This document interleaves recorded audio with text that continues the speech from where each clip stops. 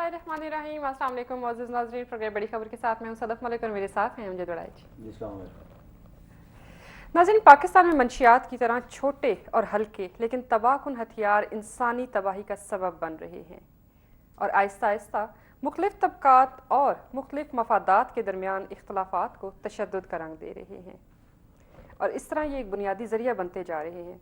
इससे पहले कि हम इस हवाले से मज़ीद गुफ्तगू का सिलसिला आगे बढ़ाएं, नाज़रीन यहाँ पर पहले देखते हैं एक रिपोर्ट।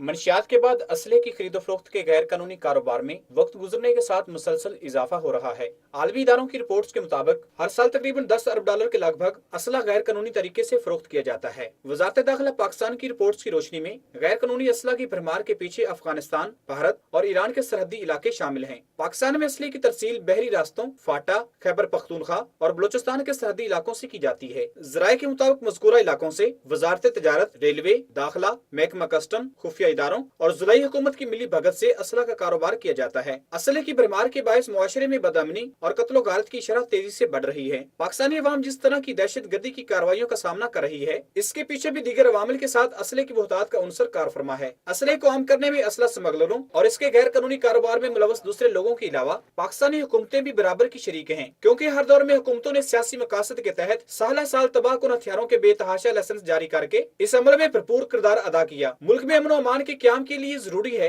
कि बिला इम्तियाज इन चेहरों से पर्दा हटाया जाए जो मुल्क को गैर मुस्तहकम करने और कौम को बारूद की भट्टी में झोंक रहे हैं। जी राय साहब, जी मसले की शिद्दत का अंदाज़ा करते हुए एक मरतबा फिर पाकिस्तानी मुआशरे को असलहा से पाक करने की आवाज़ें आ रही हैं। तो इस सिलसिले में MQM ने तो सेनेट में, कौमी असम्बली में अपना बिल भी पेश कर दी है। तो क्या ख्याल है, इस तरह मुआशरा जो है वो गैर कानूनी असलहे से पाक हो जाएगा? देखें, एटलीस्ट मैं ये समझता हूँ कि किसी ने पहल तो की है। ये इतना खौफनाक मसला है कि जैसा कि आपने कहा कि इंसानी तबाही का पाकिस्तान में बायस बन रहा है और मैं ये समझता हूँ कि ये इतना शिद्दत से देखें, सिर्फ कराची वालों को इसलिए ज़्यादा महसूस होता है कि वहाँ पे आए दिन टारगेट किलिंग होती है। अभी जनवरी पहला जो महीना आप देखें, कोई दिन नहीं जाता जब कराची से खबरें नहीं आती कि वहाँ पे टारगेट किलिंग में मासूम शहरी मारे जाते हैं। हमारे एक सहाफ़ी भाई वो भी इसी राह में शहीद हुए, उनका कुछ पता नहीं चल रहा। तो ये इतनी खौफनाक चीज़ें हैं। पिछले सिर्फ 2010 में कराची में टारगेट किलिंग में 1000 से ज़्यादा लोग जो हैं वो मारे गए। और सिमिलरली मुल्क के बाकी सारे हिस्सों में अगर आप देखें, जो असले की भरमार है पाकिस्तान में, उसकी नौयत ऐसी। और ये वो हथियार हैं जिनकी बात हो रही है, जो छोटे हथियार हैं, हल्के हथियार जिनको कहते हैं, लेकिन ये इतने तबाहकुन है कि वो एक बंदा उसने एक दफ़ा एक ब्रस्ट मारता है और उसमें 6 बंदे जो भून के उधर रख देता है। और आप देखें कि जिस तरीके से पाकिस्तानी सोसाइटी पोलराइज्ड है, जिस तरीके से तकसीम हुई है, उसमें बहुत ज़्यादा उसको तकसीम और मफादात को, जैसा कि आपने कहा, उनके आपस में जो टकराव है उसको तशद्दुद का रंग देने में ये जो आम फरावानी से दस्तयाब हैं ये हथियार, हल्के हथियार यहाँ पे, उसकी ये वजह है। तो इसको अगर कंट्रोल किया जाता है, किसी तरीके से गन कंट्रोल पाकिस्तान में कायम कर दिया जाता है, तो ये एक बड़ी अच्छी बात है। अगर कोई भी इस सिलसिले में कोशिश करता है, पहल की है MQM ने, दूसरे सब जो है उनको भी इसको सपोर्ट करना चाहिए और इस पर प्रॉपर लेजिस्लेशन होनी चाहिए, प्रॉपर इस पे जो हुकूमती अदारे हैं उनको इख्तियारात दिए जाने चाहिए। और इस पे मैं ये समझता हूँ कि कोई भी जो अदारा है, आपका लॉ एनफोर्समेंट एजेंसी कोई भी है, वो सबको इसमें शामिल होना पड़ेगा। और इसको वो अगर मिलजुल के करेंगे तो फिर ही इस मसले से निजात हासिल कर सकते हैं। मसले की शिद्दत का तो कोई इसमें मैं समझता हूँ कि कोई दूसरी बात कहने की ज़रूरत ही नहीं है इसमें, कितना शदीद मसला है। जब भी कोई हुकूमत आती है तो ऐसी आवाज़ें सुनाई देती हैं, लेकिन क्या वजह है कि आज तक ये मसला हल नहीं हो सका? देखिए, ये एक ऐसा इशू है कि ये हमेशा से हम भी सुनते आ रहे हैं बचपन से कि जी जब भी गवर्नमेंट चेंज होती हैं उस वक्त वो ऐलान करती हैं कि अपना जो नाजायज़ असला है आप वो पुलिस के पास जमा करवा दें। और वो होता भी है, एक पुलिस भी है, वो भी आप कह लें कि नंबर टंग प्रोग्राम चला देती है। और अपने पास जैली जो हथियार हैं, जो डिफेक्टेड पुराने, वो खाना पूरी के चक्कर में वो हथियार डाल के थानों में जमा हो जाते हैं। फिर उसकी हम लोग पहले अखबारात में तस्वीरें छपती थी, अब उसकी फुटेज बनती है। वो ये सारी कार्रवाई होती है।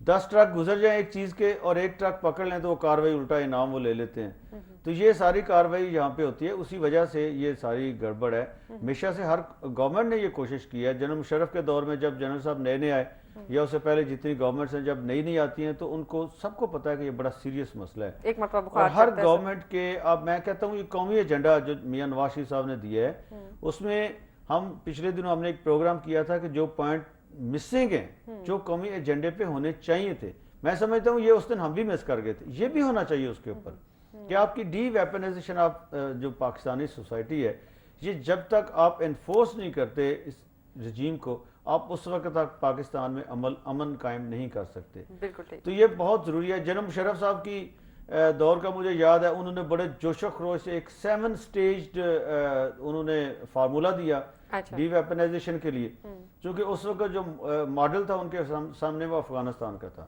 افغانستان میں طالبان کی گورنمنٹ تھی. دنیا میں اس وقت جو آپ کہہ رہے ہیں جو موسٹ سکسیسفل ماڈل ہے ڈی ویپنائزیشن کا وہ افغانستان کا طالبان رجیم ہے.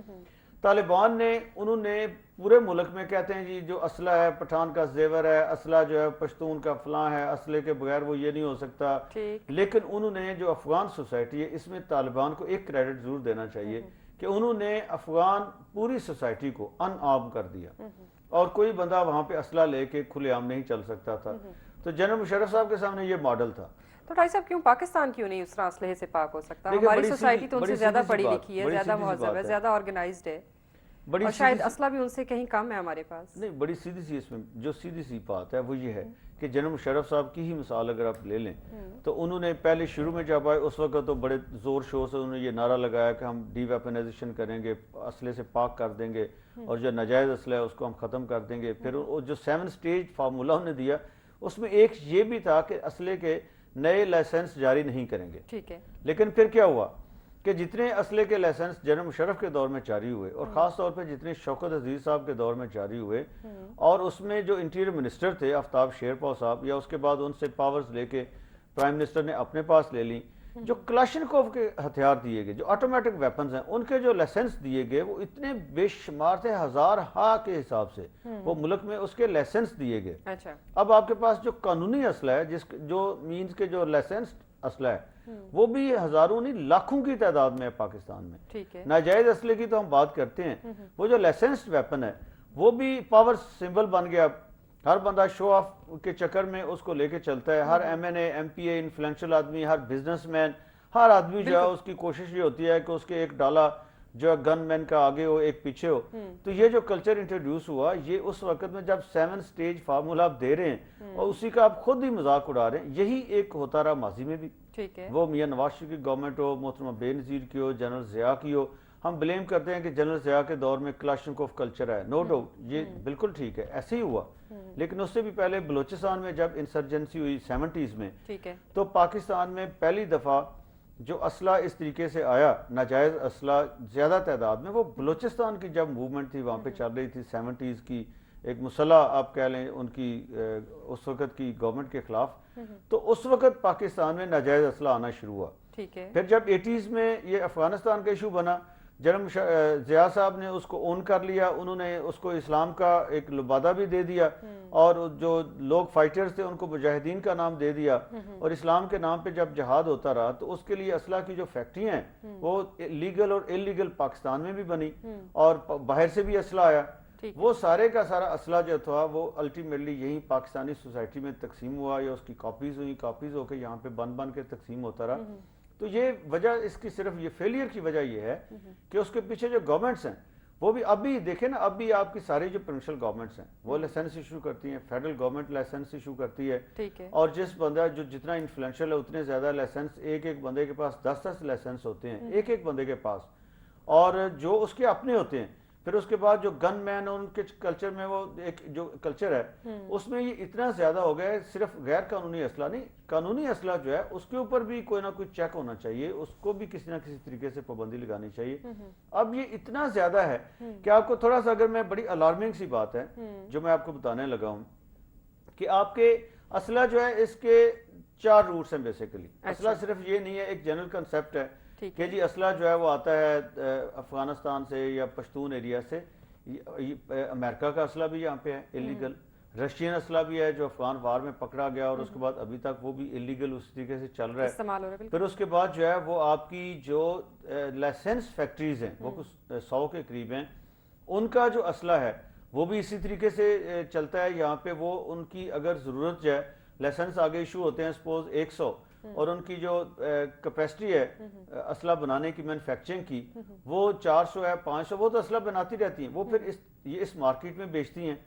और सिमिलरली जो आगे आपके ये जो इलीगल मैन्युफैक्चरर्स हैं वो भी हैं। तो ये एक बहुत बड़ी असले की मार्केट है, ये कुछ छोटा मोटा नहीं है कि सिर्फ जो है इसमें इसके पीछे जो है ये यही हो कि जी लोग जो तशद्दुद करना चाहते हैं, इसके पीछे माशी मफादात भी हैं, सियासी मफादात भी हैं। यानी आप ये कह रहे हैं कि पाकिस्तानी मुआशरा और सोसाइटी जो है वो पोलराइजेशन उसकी हो चुकी है और लोग अपने देखिए, मफादात के लिए, मुआशी मफादात के लिए कुछ भी कर गुजरते हैं। देखें, लोग तो जो करते हैं उसके पीछे जो वजह है, मेन जो वजह है, इसके पीछे हमारे जो फेलियर की वजह है, वो सबसे जो मैं बात पॉइंट असर्ट करना चाहता हूँ वो ये है कि पॉलिटिकल विल नहीं है। जो हमारी लीडरशिप है उसमें पॉलिटिकल विल नहीं है डी वेपनाइजेशन के लिए। सबसे पहली चीज जो है वो ये है। दूसरी चीज जो है इसके पीछे मुआशी मफादात वाबस्ता हैं, जैसा कि मैं कह रहा था कि जो असला माफिया है वो एक तो उनका जो आप कह लें कि जो रिश्वत वो चलाते हैं, फिर जितने बड़े बड़े टाइकून्स इनके पीछे हैं वो जितने इन्फ्लुएंस रखते हैं गवर्नमेंट के ऊपर, वो जिस तरीके से पॉलिसी मेकिंग को या डिसीजन मेकिंग को या उसकी एग्जीक्यूशन को वो रुकावट उसमें बन जाते हैं और बड़ा इफेक्टिवली उसको वो ब्लॉक कर देते हैं। वो लोग इतने इन्फ्लुएंशियल हैं कि उनको रोकने का एक ही तरीका है कि हमारे सारे अदारे सर जोड़ के बैठें और जो हमारी लीडरशिप है उस वो एक पॉलिटिकल विल का मुजाहरा करे।